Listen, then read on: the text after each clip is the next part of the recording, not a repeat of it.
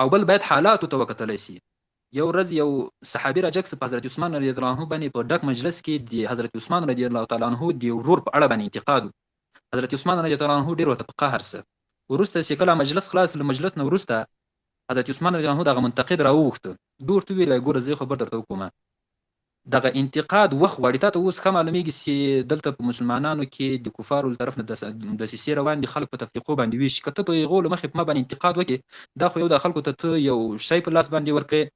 او دویمه خبره دا ده چې دا د نظام تضعیف راځي. د بخاري شریف کې دا حدیث راغلی ده، بیا په بخاري شریف کې هغه شرح یې کړې ده عمدة القاري، هغه ویلي دي وایي چې که څوک په مجلس کې په امیر باندې انتقاد کوي، دوی به د امیر قوت ته ګوري. که دغه امیر او مسلمانان په قوت کې وو، د نړۍ کفارو څه تاوان نسو ورته رسولی، په مجلس کې هم انتقاد پرې کولی شي، ځکه دلته نظام ته تضعیف نه راځي، په امیر باندې څوک ګوته نه اوچتوي.